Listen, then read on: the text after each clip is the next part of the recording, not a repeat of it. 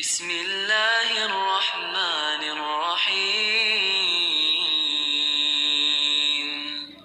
Saya ingin membahas tentang apa itu bid'ah secara bahasa dan apa itu bid'ah secara istilah. Karena ini berhubungan erat insyaallah. Bid'ah secara bahasa artinya segala sesuatu yang baru ada yang sebelumnya tidak ada. Perhatikan, segala sesuatu yang yang baru ada yang sebelumnya tidak ada. Mobil bid'ah, betul. Kacamata bid'ah, betul. HP bid'ah, betul. Tapi bid'ah secara apa? Bahasa. Secara bahasa betul itu bid'ah. Tapi apakah sesuatu yang sifatnya secara bahasa itu bid'ah, secara istilah itu bid'ah? Tentu tidak. Karena bid'ah secara istilah syariat itu adalah terfokus kepada masalah agama, din. Makanya Imam Asy-Syatibi rahimahullah ketika mendefinisikan bid'ah, beliau berkata begini, ibarah an tariqatin fid dini mukhtara'ah tudahi syar'iyyah yuqsadu bisuluki 'alaiha al-mubalaghatu fi ta'abbud lillahi subhanahu. Ungkapan tentang tata cara dalam agama, lihat, tata cara dalam apa? Dalam agama yang dibuat-buat dan menyerupai syariat, yang diinginkan darinya bersungguh-sungguh dalam rangka ibadah kepada Allah Subhanahu wa taala. Maka dari sinilah Bapak sekalian, kalau kita perhatikan pertama, ya, ungkapan para ulama terdahulu ada yang membagi bid'ah menjadi dua, ada. Imam Asy-Syafi'i rahimahullah mengatakan al-bid'atu bid'atan. Bid'ah ada dua macam. Bid'atun mahmudatun wa bid'atun madmumatun. Bid'ah yang tercela dan bid'ah yang terpuji. Ya, dan ini yang selalu dijadikan sandaran oleh mereka yang mengatakan adanya bid'ah hasanah. Ya. Demikian pula perkataan Umar bin Khattab. Umar bin Khattab mengatakan nikmatil bid'atu hadhihi. Sebaik-baik bid'ah itu ini. Ya. Namun Al-Hafidz Ibnu Rajab dalam kitab beliau Jami'ul Ulum wal Hikam berkata, ucapan Imam Syafi'i, demikian pula Umar bin Khattab ini maksudnya bid'ah secara bahasa, bukan bid'ah secara apa? Istilah syariat. Ya. Bid'ah secara bahasa bukan istilah secara syariat. Tapi Pak, saya pernah ada orang yang ngirimin WA ke saya, di mana dia ingin membantah saya yang mengatakan bahwa bid'ah itu sesat. Dia berkata begini, Imam Syafi'i membagi bid'ah menjadi dua, bid'ah yang terpuji dan bid'ah yang tercela. Kenapa situ katakan bid'ah itu cuma satu sesat? Saya jawab, Imam Syafi'i membagi bid'ah menjadi dua, bid'ah yang baik dan bid'ah yang buruk. Dan Imam Syafi'i mengatakan tahlilan itu bid'ah. Kenapa kalian tidak ikut Imam Syafi'i?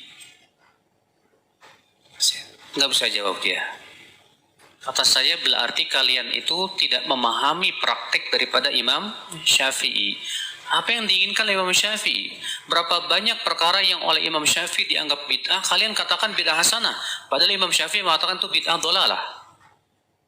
Jadi ada sesuatunya kalian ini, kata saya. Berarti dalam perkataan Imam Syafi'i ini hanya jadikan tameng saja, Pak. Tapi kemudian dalam prakteknya malah menyelisihi daripada perbuatan Imam Syafi'i rahimahullah. Taib, Imam Nawawi rahimahullah juga termasuk ulama yang mengatakan adanya bid'ah hasanah. Tapi ketika beliau ditanya tentang sholat raghaib dan nisfu Sya'ban, beliau berkata apa? Fa inna hataini sholataini lam yarid fihi haditsun sahih wa huma bid'atani madmumatani, kata beliau. Dua sholat ini tidak ditunjukkan oleh hadis yang sahih, tidak pula amalan salafus salih, dan keduanya adalah bid'ah yang tercela. Sementara kalian menganggap sholat nisfu Sya'ban bid'ah hasanah. Imam Nawawi mengatakan bid'ah dhalalah. Jadi kenapa kalian itu berdalil dengan pendapat ulama tapi tidak melihat praktek mereka? Ini sebuah kesalahan yang jelas, kata saya. Maka dari itulah di sini ya akhwan Islam azani Allah wa yakumullah wa alam, ini pandangan saya yang qasir ya. Sebetulnya yang paling berhak menjawab ini Ustaz Syafiq ya. Karena Ustaz Syafiq itu S1, S2, S3-nya akidah, Pak. Lebih paham dari saya insyaallah. Tolong Ustaz Syafiq luruskan saya. Saya memandang pendapat ulama yang mengatakan di zaman dahulu ada bid'ah hasanah dengan bid'ah dhalalah, bid'ah yang baik dan bid'ah yang tercela, dengan pendapat ulama yang mengatakan tidak ada bid'ah hasanah, sebetulnya tidak bertabrakan. Tidak bertabrakan kenapa? Pertama, ya, mereka yang mengatakan adanya bid'ah terpuji, sudah kita sebutkan tadi kata Al-Hafidh Ibnu Rajab, itu maksudnya bid'ah secara bahasa, bukan bid'ah secara istilah syariat. Mereka yang mengatakan tidak ada bid'ah yang terpuji, maksudnya adalah bid'ah dalam secara apa? Makna istilah syariat, bukan secara bahasa.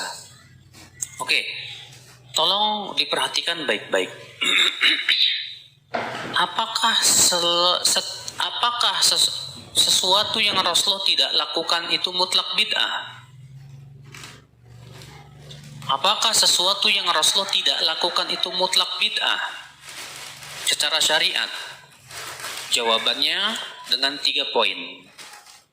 Poin yang pertama, Rasulullah SAW tidak lakukan karena masih ada penghalangnya, sehingga Rasulullah tidak lakukan. Contoh misalnya, Rasulullah SAW sholat tarawih hanya 3 malam, dan beliau tidak lakukan setiap malam. Kenapa sebabnya? Jawabnya dalam riwayat Abu Daud disebutkan karena khawatir diwajibkan atas umatnya. Berarti ada penghalang, Pak. Maka di zaman Umar bin Khattab, beliau melakukan sholat tarawih berjamaah setiap malam. Dan Umar mengatakan ini sebaik-baiknya bid'ah. Sholat tarawih tidak bid'ah. Cuma masalahnya adalah berhubungan dengan Umar melakukan sholat tarawih berjamaah setiap malam dengan satu imam di masjid. Kenapa Umar lakukan itu? Karena Umar tahu ilat daripada Rasulullah tidak lakukan adalah karena takut diwajibkan atas umatnya. Sementara Rasulullah sudah wafat dan tidak mungkin lagi diwajibkan. Sementara ini maslahatnya besar. Maka Umar menganggap ini perkara yang baik. Para sahabat pun seluruhnya sepakat atas perbuatan Umar bin Khattab radhiyallahu anhu ardhah. Dan mereka menganggap ini tidak termasuk bid'ah. Kenapa? Karena Rasulullah tidak lakukan karena ada penghalangnya, Pak. Di saat penghalang itu hilang dan itu maslahatnya besar, maka boleh dalam syariat. Ini poin yang pertama. Poin yang kedua, Rasulullah tidak lakukan karena belum ada pendorong dan sebabnya di zaman beliau. Belum ada pendorongnya. Contoh, di zaman Rasulullah ada nggak ilmu hadis, Pak?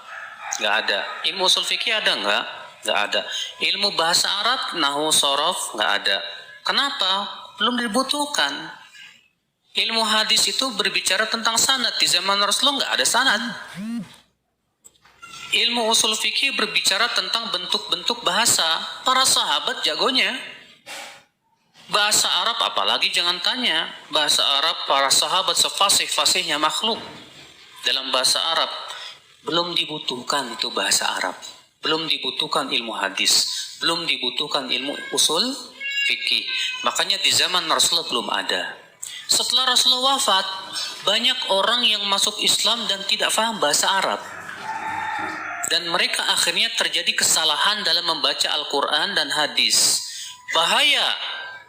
Maka kemudian Ali bin Abi Thalib memerintahkan Abul Aswad Ad-Du'ali untuk meletakkan kosakata bahasa tata bahasa Arab nahwu. Dalam rangka apa? Menjaga Al-Quran. Menjaga apa, Pak? Al-Quran. Berarti, Pak, Nabi, di zaman Nabi, ilmu bahasa Arab, ilmu usul fikih, ilmu hadis tidak ada. Tidak ada, taib. Kenapa? Sebabnya, Pak? Tolong diperhatikan nih, Pak. Ini masalah penting ya. Tidak ada. Kenapa? Karena di zaman Nabi belum dibutuhkan. Nah, ketika Nabi sudah meninggal dunia dan dibutuhkan dan itu maslahatnya sangat besar, maka itu boleh tidak? Boleh. Nah, para ulama dalam mengungkapannya berbeda-beda, Pak. Mereka yang mengatakan adanya bid'ah hasanah mengatakan itu bid'ah hasanah. Mereka yang mengatakan tidak ada bid'ah hasanah mengatakan apa? Itu maslahat mursalah. Padahal tujuannya sama. Makanya perhatikan Bapak sekalian. Ini poin yang kedua, Pak. Tolong perhatikan ya. Poin yang ketiga, Rasulullah SAW tidak lakukan. Padahal pendorongnya ada di zaman Rasulullah, ada. Dan penghalangnya pun tidak ada di zaman Rasulullah SAW. Contoh, Rasulullah sholat Idul Fitri dan Idul Adha tanpa adzan dan tanpa qomat. Padahal dibutuhkan tidak adzan dan qomat. Dibutuhkan memanggil orang. Taib.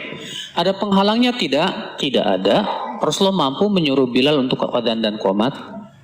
Tapi Rasulullah tidak lakukan. Tidak. Artinya apa? Artinya itu tidak disyariatkan.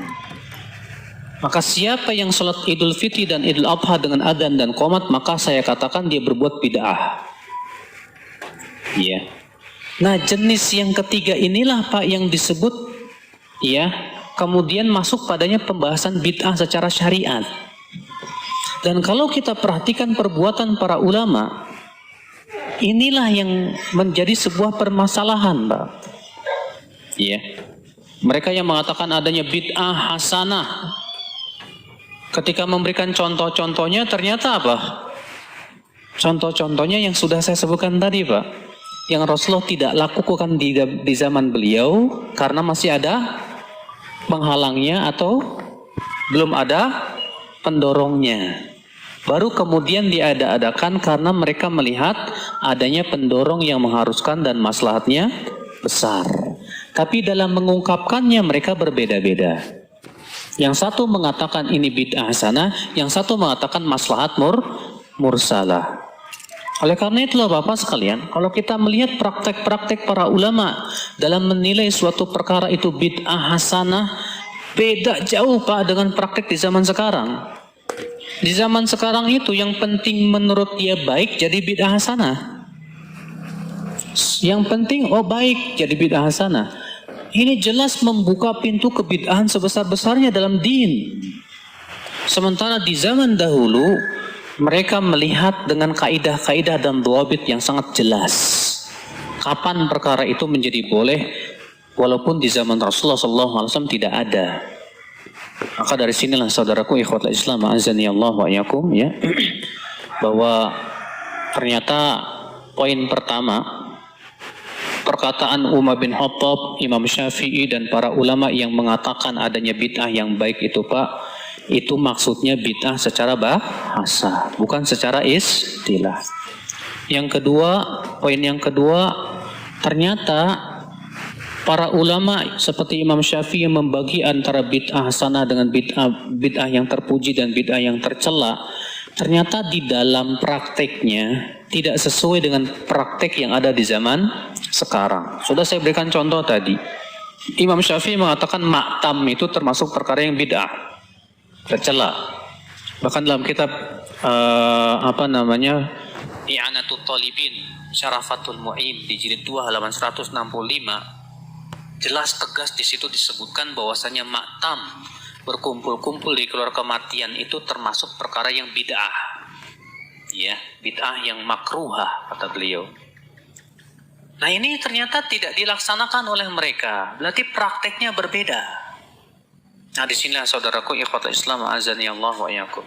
Ini pembahasan sebetulnya panjang ya masalah bid'ah.